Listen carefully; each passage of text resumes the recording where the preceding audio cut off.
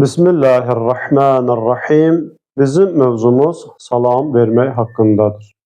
Keçən videoda namaz qılana salam verməyin məkruhluğu haqqında danışmışdıq və mövzu əsnasında belə bir sual meydana gəlmişdi ki, əgər bir insan namaz qılırsa, ona salam verildiyi zaman namaz qılanın vəzifəsi nədir? Yəni, namaz qılana salam verildikdə namaz qılanın vəzifəsi nədir? Salamın cavabını necə qaytarmalıdır?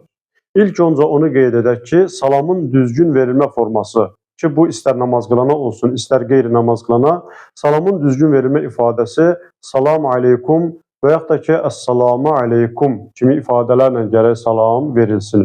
Çünki cəmiyyətdə düzgün ifadə ilə olmayan, yəni düzgün ifadə olmayan salamın bir forması da var ki, əksər insanlar buna diqqət eləmir. Deyirlər salam aleykum. Yəni, bu salamın düzgün ifadəsi deyil. İndi bir insan namaz qılana salam versə, desə ki, əssalamu aleykum. Bu zaman namaz qılanın vəzifəsi odur ki, eynən o cürünə cavabını qaytarsın. Desin, əssalamu aleykum. Və yaxud da ki, namaz qılana belə bir salam verilsə ki, deyilsə ki, əssalamu aleykə tək formada, namaz qılan da gərək desin ki, əssalamu aleykə.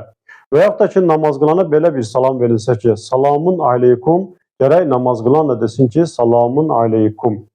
Yəni, namaz qılan namaz halında ona salam verildə gərək diqqətli olsun. Buna diqqət eləsin ki, ona hansı ifadə ilə, hansı forma ilə salam verilirsə, gərək o cürünə də cavabını qaytarsın. Və bunu da qeyd edək ki, əgər bir insan namaz qılırsa, biri ona salam versə, namaz qılan namaz halında onun salamının cavabını verməsə belə, namazı səhihdir, düzgündür. Amma salamın cavabını gərək namazdan sonra da olsa gərək salamın cavabını versin. İkinci məsələ, namaz qılan yenə də diqqətli olmalıdır ki, əgər birdən düzgün ifadə ilə yox, yəni səhv ifadə ilə salam verilsə də belə, ehtiyat vacibə görə gərək namaz qılan onun salamının cavabını düzgün formada qaytarsın. Üçüncü bir məsələni də qeyd edək, əgər bir insan namaz qılırsa, onun yanında başqa bir şəxslər də varsa, daxil olan şəxs ümumi salam verirsə, bu zaman namaz qılan eləyə bilər salamın cavabını verməsin. O zaman ki, yanında olanlar əgər o salamın cavabını versə, məsələn, bir insan daxil olur bir məscidə, görür bir nəfər namaz qılır, bir neçə nəfər də oturub söhbət edir və içəri daxil olan zaman salam verərsə, o söhbət edənlər onun cavabını qaytardısa, namaz qılana artıq vacib deyil ki, onun salamının cavabını qaytarsın.